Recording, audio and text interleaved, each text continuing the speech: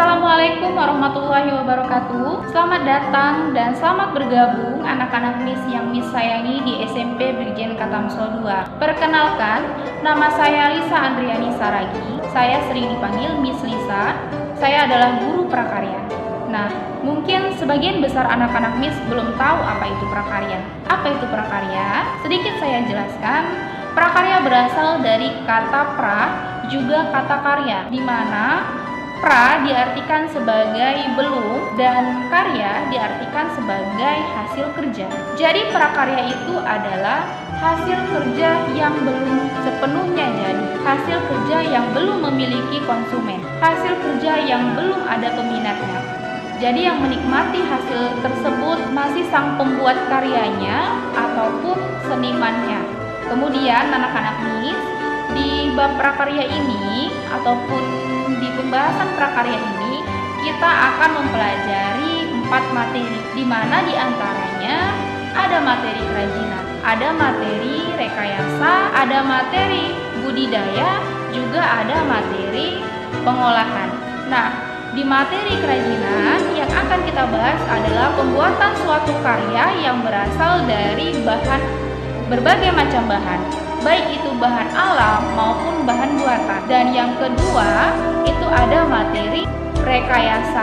Di materi rekayasa ini, nantinya kita akan membahas tentang suatu rancangan, baik itu rancangan bangunan ataupun infrastruktur lainnya.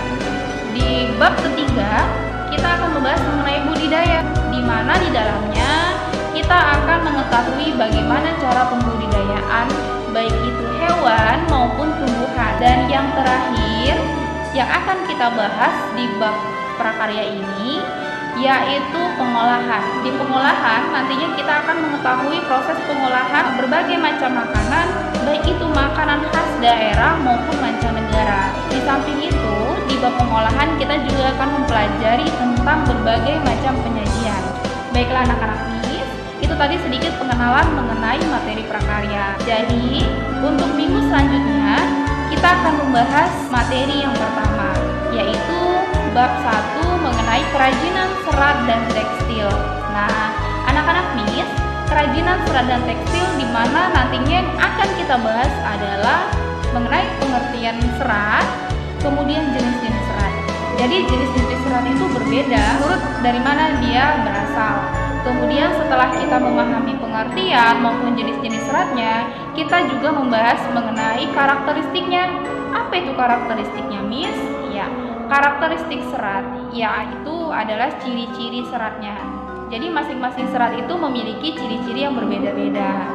Setelah kita membahas tentang karakteristiknya, kita beralih kepada pengolahannya.